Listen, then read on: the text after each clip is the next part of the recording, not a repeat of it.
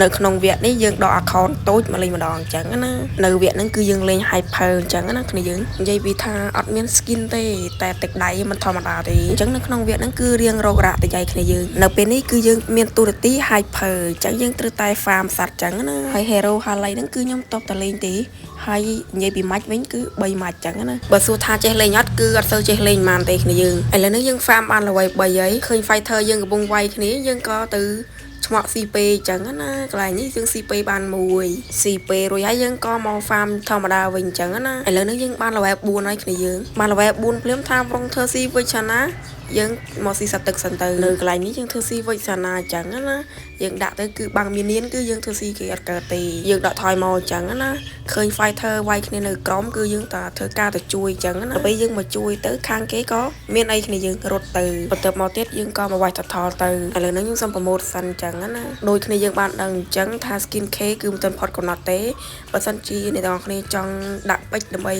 ចាប់ skin K អ្នកនរគ្នាអាចដាក់តាមសាក់តាប់អាប់បានដាក់តាមសាក់តាប់អាប់គឺអត់មានខុសអីទេគឺទទួលបានតម្លៃសមរម្យ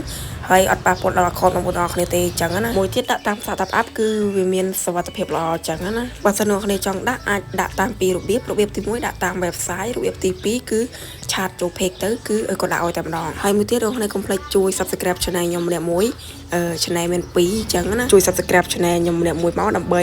មានការ giveaway អញ្ចឹងណាគ្នាយើងឥឡូវយើងជួយសាច់ game យើងវិញកន្លែងហ្នឹងយើងដាក់ enemy អត់ដាច់ទេ Franco ក៏ CP ទៅហើយយើងក៏មក farm ធម្មតាអញ្ចឹងណាយើង ស៊ីបើហើយយើងក៏មកស៊ីអាសត្វទូចនេះអញ្ចឹងណាស៊ីអាសត្វទូចនេះហើយគឺយើងមកស៊ីតថនិយាយពី kill យើងគឺ2-0ហើយគ្នាយើងអត់ទាន់ងាប់ណាមួយទេយើងក៏បវាយតថធម្មតាអញ្ចឹងណាគ្នាយើងក៏មកដែរ enemy ក៏គេមកដែរកន្លែងហ្នឹងយើងស្មៃបានអញ្ចឹងណាកន្លែងនេះគឺយើងមកធ្វើស៊ីការីតាឃើញឈាមសោះពីកដាលអញ្ចឹងណាគឺយើងធ្វើស៊ីទៅគឺអត់ដាច់ទេហ្នឹងហើយកន្លែងនេះមួយទៀតគឺយើងមកធ្វើស៊ី cushion ហើយ cushion កន្លែងនេះគឺងាប់អស់យើងហើយ cushion ហ្នឹងគឺអត់មានកន្លងមួយយើងទេកន្លែងហ្នឹងគឺយើងភ័យដែរអញ្ចឹងណាយើងក៏ចូលព្រៃ recall ទៅផ្ទះកន្លែងនេះ cushion ស្លុយគេយើងដាក់ Madrid ទៅគឺ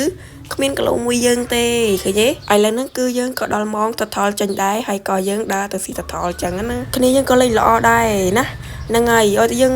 វាយតថលទៅគឺមកជួយហើយកន្លែងហ្នឹងគឺយើងបានតថល